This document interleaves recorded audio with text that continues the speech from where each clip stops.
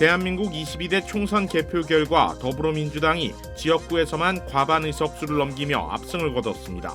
참패한 국민의힘은 가까스로 개헌 저지선을 지켜내는 데 그쳤습니다. LA 지역 405번 프리웨이에서 숨진 채 발견된 아이의 사망 원인이 엄마가 달리는 차에서 밖으로 밀어내 숨지게 한 것으로 드러났습니다. 자율주행 택시 서비스 웨이모가 LA에서 본격적인 영업을 시작했습니다. 하지만 투입된 차량에 비해 이용객 수가 폭주해 당분간은 이용이 쉽지 않을 전망입니다. 캘리포니아 휘발유 가격이 다시 $5를 훌쩍 넘어 고공행진을 이어가고 있는 가운데 조금이라도 비용을 절약하기 위한 방법들이 인기를 끌고 있습니다. 한인 시니어들을 상대로 메디케어 등 개인정보를 빼내 정부의 거액의 의료비를 허위로 청구하는 사기가 나타나고 있어 당국이 주의를 당부하고 나섰습니다.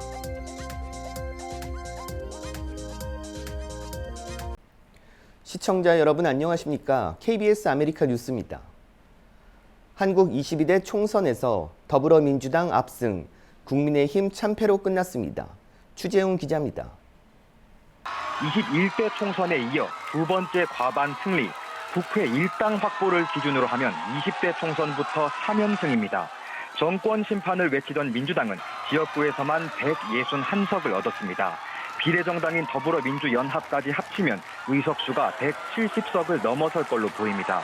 윤석열 정권에 실망한 민심이 정권 심판론에 동의했다는 분석입니다. 반면 야당 심판을 호소했던 국민의힘, 지역구 90석을 얻었습니다. 비례정당인 국민의 미래 의석까지 합쳐 100석 이상으로 개헌 저지선은 지켜낼 걸로 보입니다. 최대 격전지로 꼽히던 수도권에선 서울에서 민주당이 37석, 국민의힘이 11석을, 인천, 경기에서는 민주당이 65석으로 8석의 국민의힘을 앞섰습니다. 격전지로 꼽히던 대전, 세종, 충청권에서도 민주당이 21석, 국민의힘은 6석을 얻었습니다. 호남과 제주에서는 민주당이 31석을 싹쓸이했고 보수 성향이 강한 영남에서는 국민의힘이 59석을 얻어서 5석의 민주당을 앞섰습니다. 강원 지역은 민주당 6석, 국민의힘 2석입니다. 거대 양당 정치를 비판했던 제3지대에서는 새로운 미래가 세종 갑 1석, 개혁신당이 경기 화성 을 1석을 얻었습니다. 민주당과 지역구 단일화를 했던 진보당에서도 울산 북 1석을 얻었습니다. 위성정당 반칙을 비판했던 녹색정의당은 지역구 의석을 얻지 못했습니다. 비례 의석도 얻지 못할 것으로 예측돼 원외 정당으로 전락할 위기에 처했습니다. KBS 뉴스 추재훈입니다. 네, 다음 소식입니다. LA 지역 405번 프리웨이에서 아기가 숨진 사고 보도해드렸는데요. 그 이유가 밝혀졌습니다. 엄마가 주행 중인 차 밖으로 아이를 밀어 숨지게 한 것으로 드러났습니다.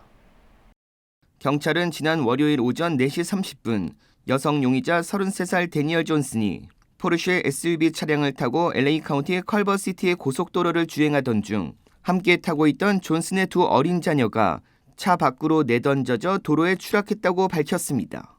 경찰은 가족 분쟁이 2건의 살해와 자살로 이어졌다고 설명하며 생후 8개월인 영아는 치명적인 부상으로 현장에서 사망했고 9살 어린이는 병원에 이송돼 치료받고 있다고 전했습니다.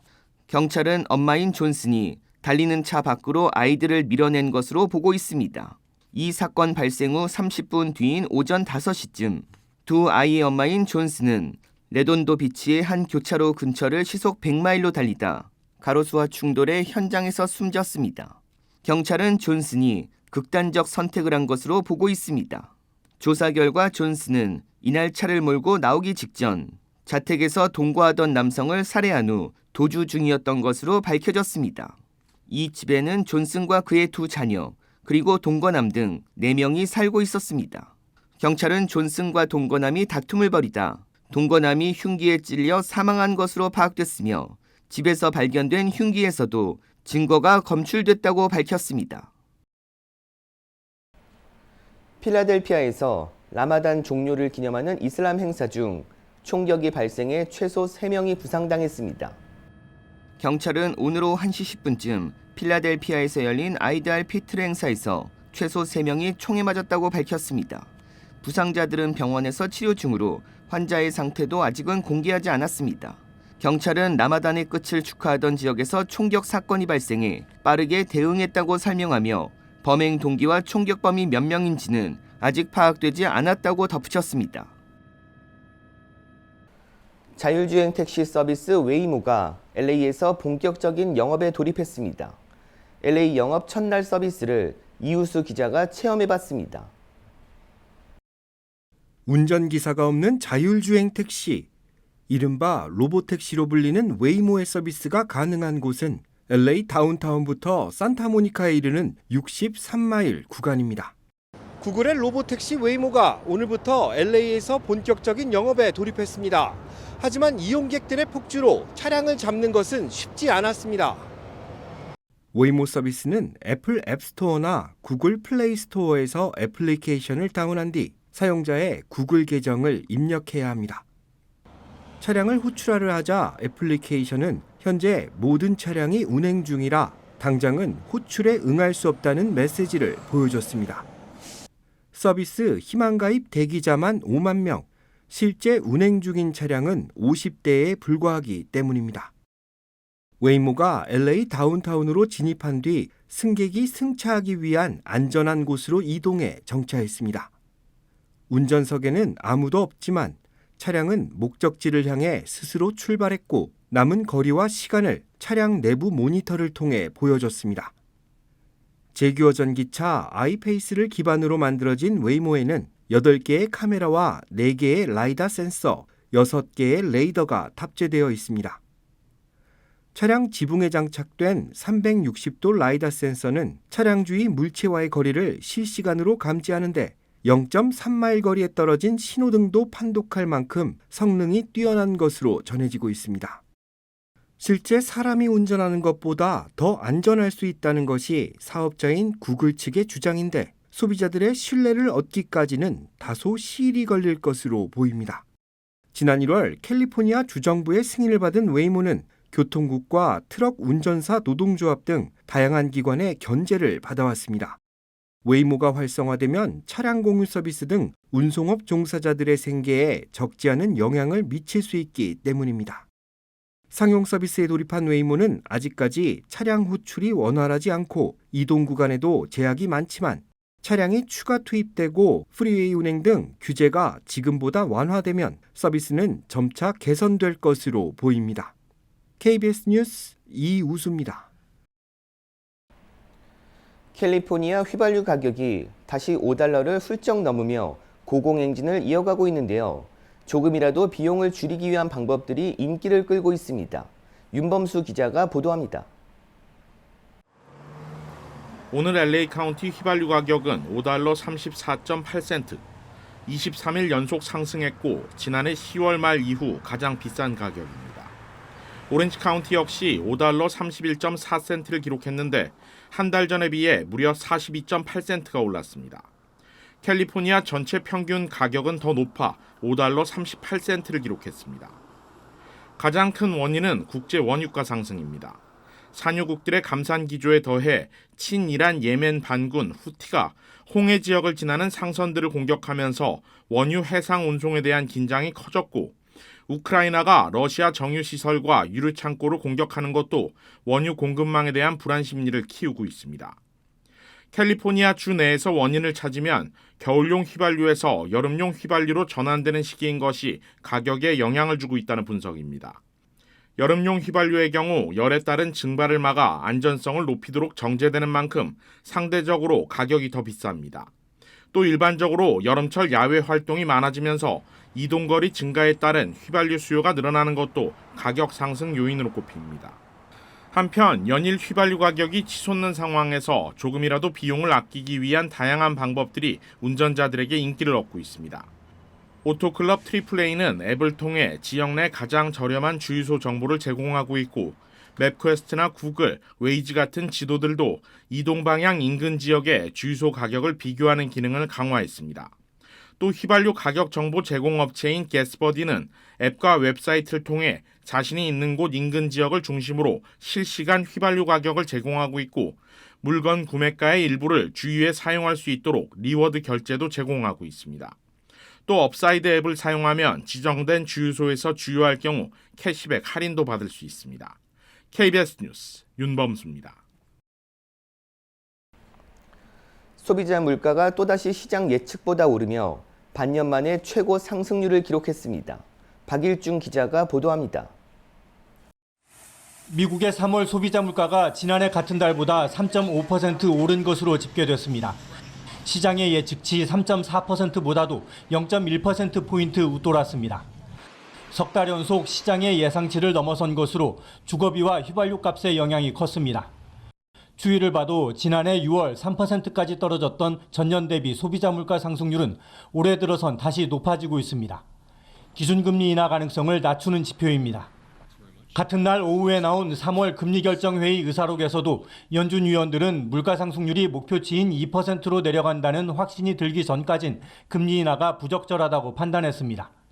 고금리가 더 오래 갈 거로 예상되면서 미 10년 만기 국고채 금리는 4.5%를 돌파한 채 마감했고 뉴욕 주식시장의 주요 지수들도 1% 안팎 하락했습니다.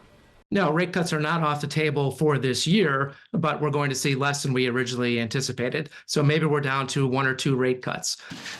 달러화는 강세를 보였습니다. 역외 시장에서 원화 환율이 1달러에 13원 이상 오르면서 1,360원을 넘어섰고 일본 엔화는 34년 만에 처음으로 152엔을 돌파했습니다. 미국이 고물가를 이유로 금리 인하를 늦출수록 높은 환율을 감당해야 하는 다른 나라들의 물가 부담도 커질 수밖에 없습니다. 뉴욕에서 KBS 뉴스 박일중입니다. 한인 시니어들의 개인정보를 빼내 거액의 의료비를 허위로 청구하는 사기 사례가 나타나 당국이 주의를 당부하고 나섰습니다. KBTV 기련민 기자입니다.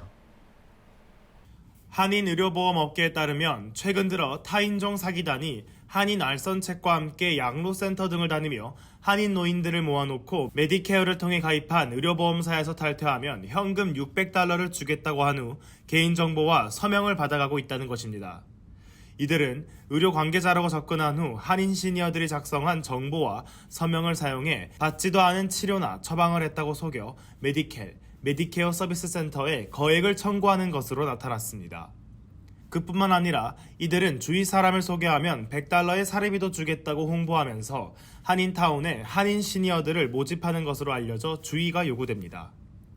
한인 의료보험 관계자들은 집에 거액의 돈이 청구된 메디케어 명세서를 받은 한인 시니어들의 문의가 최근 이어져 알아보니 현금을 받고 메디케어 보험회사를 변경하는 서류에 서명한 케이스라며 시니어들의 경우 의료보험에 대한 정보가 충분치 않은 데다 현금을 준다는 홍보에 의심 없이 서명한 것으로 보인다고 말했습니다. 관계자들은 받지도 않은 의료행위에 대한 비용을 청구하는 건 전형적인 의료사기라며 한인 시니어들은 나중에 플랜에 또 가입할 수 있다는 말에 서명하는 것 같은데 개인정보를 도용당하는 행위인 만큼 자제해야 한다고 밝혔습니다. 한인 의료 관계자들은 많은 한인 시니어들이 다양한 혜택을 제공하는 어드밴티지 플랜에 가입되어 있는데 갑자기 탈퇴할 경우 기존의 혜택을 받지 못하게 된다며 무엇보다 기존의 주치의 등으로부터 후속 조치를 받지 못할 수 있어 주의해야 한다고 전했습니다. 한편 연방정부 당국은 개인 소셜 번호와 메디케어 번호를 도용한 허위 청구는 의료 사기이며 명백한 범죄라며 피해를 당한 한인들의 신고를 당부했습니다. KBTV 뉴스 길려민입니다. 애리조나주 대법원이 160년 전 제정된 강력한 낙태 금지법을 부활시켰습니다. 애리조나주 대법원은 어제 산모 생명을 구하기 위한 때 외에는 낙태를 전면 금지하는 내용의 주법을 되살리기로 결정했습니다. 낙태 시술자는 징역형에 처하도록 했습니다. 1864년 제정된 이 주법은 임신 초기에 낙태를 허용하는 다른 주법들이 나오면서 실질적으로 효력을 상실한 상태였습니다. 애리조나주는 임신 15주까지 낙태를 허용해왔지만 2022년 연방대법원이 낙태권을 보장한 로데 웨이드 판결을 뒤집고 낙태 허용 여부를 각 주의 결정에 맡기자 다시 과거법으로 회귀한 것입니다. 이번 소송은 공화당 소속 전직 주 법무장관이 제기했습니다.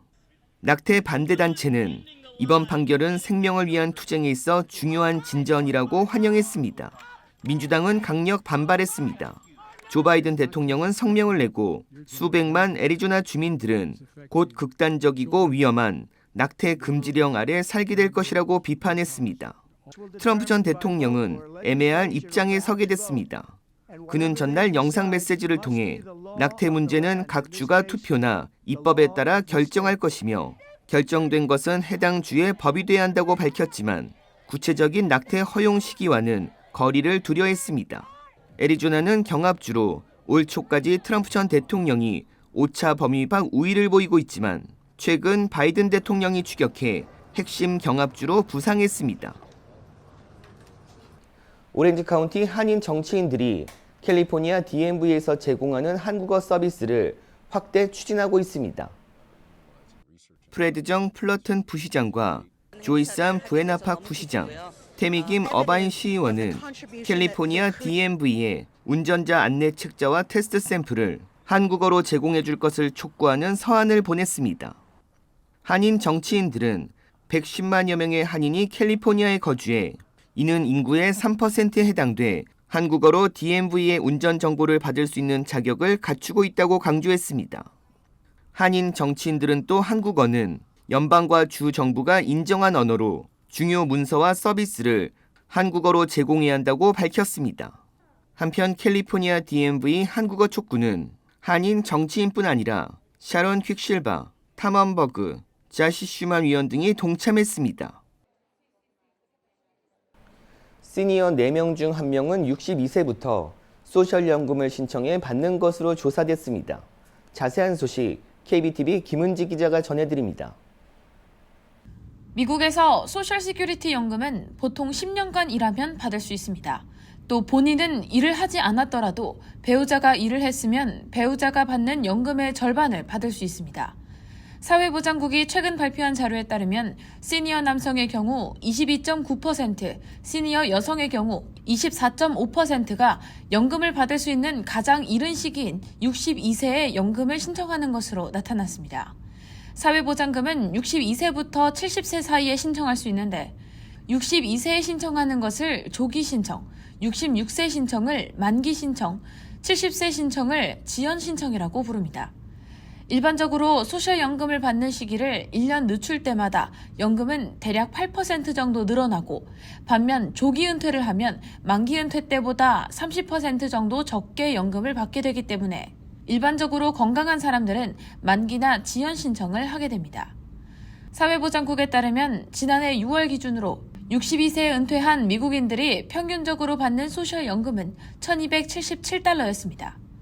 1960년 이후에 태어나 67세 만기 은퇴한 미국인들의 평균 소셜연금은 $1,844.83였습니다. 전문가들은 70세 중반까지 살기가 힘들다고 생각되는 경우 62세에 소셜연금을 신청하는 경우가 더러 있고 은퇴를 위한 돈을 충분히 갖고 있지 않은 경우에도 현재 수입에 더해 재정을 보충하기 위해 조기 신청하기도 한다고 전했습니다. 그러나 이 경우 일정 이상 소득을 올리게 되면 소셜연금이 줄어들 수 있어 주의해야 합니다. 이와 함께 전문가들은 은퇴 시 재정 계획을 할 때 건강보험 비용을 무시하면 안 된다고 조언하고 있습니다. 은퇴와 동시에 직장보험은 끊기고 또 65세가 되지 않으면 메디케어도 가입할 수 없기 때문입니다. KBTV 뉴스 김은지입니다. LA 항 교량에 대한 조사를 요구하는 법안이 LA시 의회에서 발의됐습니다. LA시 의회에 발의된 빈센트 토마스 교량조사 요구는 볼티모어항 교량 붕괴 사고 후 LA 지역 주민들의 우려가 커지면서 진행됐습니다. 맥 오스커 시의원은 교량 기본 지지대가 다리를 지탱해 줄 수 있는지 등에 대한 분석을 강력히 요구했습니다. 또한 교량 사고가 발생할 경우 하루 3만여 대 차량을 운송하는 고속도로의 손실과 항구 폐쇄로 인한 선적 지연에 어려움이 발생할 수 있는 만큼 비상 대응 계획에 대한 세부 정보 공유도 요구했습니다. 맥 오스커 시의원은 수천여 명의 항만 노동자와 통근자, 소비자 등에게 영향이 미칠 수 있는 LA항 교량에 대한 구체적이고 정확한 진단이 필요해 이 같은 조사 요구안을 발의했다고 설명했습니다. 트럼프 전 대통령의 최측근이자 트럼프 그룹 전 최고 재무 책임자가 위증죄로 징역형을 선고받았습니다. 뉴욕 맨하튼 지방법원은 트럼프 전 대통령의 자산 불리기 의혹 사건과 관련해 위증한 혐의로 앨런 와일셀버그에게 이같이 선고했습니다. 와이셀버그는 지난달 유죄를 인정하고 형량 협상 끝에 위증 혐의를 인정했습니다. 이와 별도로 뉴욕 검찰은 다음 주 개시되는 트럼프 전 대통령의 첫 형사재판을 앞두고 회사의 재무 사정을 꿰고 있었던 와이셀버그의 협력을 얻기 위해 힘을 쏟았지만 실패했습니다. 와이셀버그는 지난해에도 트럼프 그룹으로부터 받은 거액의 추가 소득을 신고하지 않은 혐의로 기소돼 징역 5개월을 선고받았으며 당시에도 트럼프 전 대통령 측에 불리한 증언을 하지 않고 실형을 감내했습니다. 지난 5일 뉴저지에서 규모 4.8 지진이 발생한 가운데 오늘도 규모 2.6 여진이 추가로 발생했습니다. KBTV 방복현 기자입니다. 연방정부 산하지질조사국에 따르면 오늘 오전 10시 30분경 뉴저지주 글래드스톤에서 규모 2.6의 여진이 발생했습니다. 지질조사국은 지난 5일 오전 10시 23분경 뉴저지 헌터던 카운티에서 진원 깊이 5km에 규모 4.8 지진이 발생한 데 따른 여진이 이후 꾸준히 발생해 지금까지 총 46번의 여진이 있었다고 밝혔습니다. 지난 8일 개기일식이 끝나갈 무렵에도 오후 3시 42분 규모 1.3의 여진을 포함해 오전 1시 21분과 2시 13분, 6시 7분에 규모 1.4에서 1.6의 여진이 발생했습니다. 지금까지 발생한 가장 강력한 여진은 지난 5일 오후 6시경 뉴저지주 서머셋 카운티 글래드스톤 인근에서 발생한 규모 3.8의 여진입니다. 아예 느끼지 못한 주민들도 많고 3에서 5초 정도 바닥이 흔들리는 것을 느꼈다는 주민들도 있습니다. 전문가들은 향후 일주일 내로 규모 3.0의 여진이 북동부를 강타할 가능성이 80%, 4.0 이상의 여진이 도달할 확률은 15%, 몇 주 안에 규모 5 이상의 지진이 뒤따를 가능성을 3%로 추산했습니다. KBTV 뉴스 방복현입니다.